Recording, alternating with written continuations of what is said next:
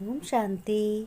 आइए सुनते हैं 16 मार्च 2024 के शिव बाबा की ज्ञान मुरली और ईश्वरीय महावाक्य। आज परमपिता परमात्मा शिव बाबा ने अपने बच्चों से कहा, बच्चों, तुम्हें योग की बहुत बड़ी सब्जेक्ट है, ज्ञान की उससे कम। बाबा ने कहा ये सब्जेक्ट है, ऐसा नहीं कि कोई में ज्ञान बहुत है तो याद भी उतना करते होंगे। जो बच्चे अच्छी रीत बाप को याद करते हैं तो बाप भी उन बच्चों को बहुत याद करता है। ऑटोमेटिकली वह कशिश होगी यानी याद होगी और करंट आती रहेगी। बाबा की याद आत्मा को एकदम भरपूर कर देती है। तो ऐसे बाप पर कुर्बान जाना चाहिए, फिदा होना चाहिए। कई बच्चे कहते हैं, बाबा रहम करो, कृपा करो, इसमें भी याद चाहिए। याद से ही याद मिलती है, जिससे तुम हेल्दी बनते जाते हो, पवित्र बन जाते हो। जो भी बच्चों तुम्हारे पास है एकदम सब कुछ भूल जाओ। मित्र संबंधी धन आदि कुछ भी याद ना आए, शरीर भी याद ना आए, अथवा जो कुछ है सब काम में लगा दो। ऊंच पद पाना है तो इतनी मेहनत करनी पड़े कि याद में रहने वाले जो बच्चे खींचते हैं तो बाप भी उनको लाइट माइट देते हैं। पढ़ाई से आयु नहीं बढ़ेगी, करंट से आयु बढ़ेगी। बाबा ने कहा जब योग करोगे तो आयु बढ़ेगी। बाप का लव बच्चों पर जास्ती है। अगर कोई सर्विसेबल बीमार बच्चे हैं तो झट बाबा को याद करें। ऐसे बच्चों को फिर बाप सर्च लाइट देते हैं। इसको कृपा कहो या कुछ याद करो। सवेरे उठकर जितना बाप को याद करोगे उतना बाप भी तुम बच्चों को याद करेगा। एक जगह बैठ याद करना है, चलते फिरते भोजन खाते में भी याद रहो, याद में रहो कि ये भोजन भगवान की कृपा से हमें मिला है। अगर बाबा की कृपा ना होगी, भगवान की कृपा ना होगी तो हम क्या कुछ कर पाएंगे, कुछ कमा पाएंगे? जब उनकी कृपा होती है तभी तो हम कमाते हैं, तभी तो हम कुछ कार्य करते हैं, तभी हम अपना पैसा कमा करके भोजन आदि ज़रूरत वाली चीज़ें लाते हैं। फिर बाबा ने कहा, मीठे बच्चे, ज्ञान की डिपार्टमेंट अलग है, योग की अलग है। योग से आत्मा सत्व प्रधान बनती है।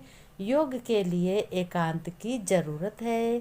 तुम हर कर्म करते हुए अपने शिव पिता परम पिता की याद करो तो तुम्हें बहुत ही शांति मिलेगी।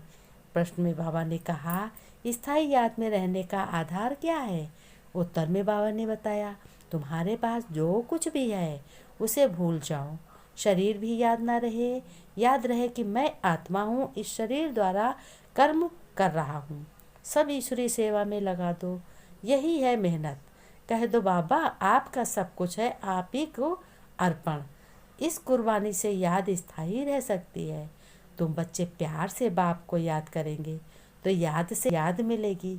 बाबा भी करंट देंगे, करंट से ही आयु बढ़ती है, आत्मा एवर हेल्दी बन सकती है। बाबा ने कहा, अब योग और ज्ञान दो चीज़ें हैं। बाप के पास ये बहुत बड़ा खजाना है जो बच्चों को देते हैं। बाप को जो बहुत याद करते हैं उनको करंट जास्ती मिलती है, क्योंकि याद से ही याद मिलती है। जब याद करो तभी याद आती है। ऐसे नहीं कि ज्ञान बहुत है इसका मतलब याद करते हैं, नहीं। ज्ञान की डिपार्टमेंट अलग है, योग की बहुत बड़ी सब्जेक्ट है, ज्ञान की उससे कम है। योग से आत्मा सत्व प्रधान बन जाती है, क्योंकि बहुत बच्चे बहुत याद करते हैं। याद के बगैर सत्व प्रधान बनना असंभव है। बच्चे ही सारा दिन बाप को याद नहीं करते तो बाप भी याद नहीं करेंगे। आज बाबा ने बच्चों से कहा, फिर बाबा ने कहा, बच्चों, जब तुम्हारा संबंध भगवान से निरंतर होता है, तुम्हारे परम पिता ईश्वर से निरंतर होता है, तब तुम्हारा जीवन कैसा होता है? कीचड़ में कमल समान हो जाता है। जैसे कीचड़ में कमल खिलता है, कितना प्यारा लगता है। मीठे शब्द और अच्छा व्यवहार ही इंसान को बादशाह सोने जैसा बना देता है। जैसे सोने की कीमत होती है, कभी कभी इंसान की भी कीमत सोने जैसी होती है। ईश्वर पर की गई कमाई खर्च करने पर कोई चीज़ बेकार नहीं होती। इसलिए ईश्वर को याद करो और ईश्वर के प्रति खर्च करो और अपने परिवार के ध्यान रखो। चाहे समय हो या पैसा हो या बुद्धि या श्वास या कर्म, सभी संकल्प व कर्म ईश्वर 4 गुना करके वापस करता है। ऐसा नहीं कि ईश्वर तुम्हारा सब ले करके वो अपने पास रखता है। नहीं, ऐसा कुछ नहीं है। वो हमेशा आपको वापस करता है और अच्छे से वापस करता है। मनुष्य तो कुछ भी नहीं जानते हैं। कहते हैं शिव के मंदिर में जाकर काशी कलवट खाते हैं, मिलता कुछ भी नहीं, फिर भी विकर्म बनने शुरू हो जाते। खूब पूजा पाठ करते हैं, खूब घंटी बजाते हैं और गलत कर्म करना छोड़ते नहीं हैं। फिर कहते हैं भगवान हम पर कृपा कर दो, हमको वरदान दे दो, हमारे दुख दूर कर दो। फिर बाबा ने कहा देखो, इन बातों को बच्चों बहुत अच्छे से ध्यान रखना है और आगे अपने सफलता को प्राप्त करना है। घर गृहस्थ में रहते हुए बहुत अच्छे से अपने घर में बच्चों की संभाल करनी है, अपने घर को स्वर्ग बनाना है।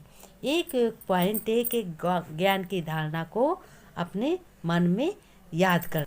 बाबा ने कहा धारणा में कि बच्चों सब कुछ बाबा से ले लो और ईश्वर पर समर्पण कर दो और फिर आनंद होकर रहो। वरदान में बाबा ने कहा स्वदर्शन चक्र द्वारा माया के सब चक्रों को समाप्त करने वाले तुम बच्चे माया जीत भव। अपने आप को जानना अर्थात स्व का दर्शन होना और चक्र का ज्ञान जानना अर्थात स्वदर्शन चक्रधारी बनना।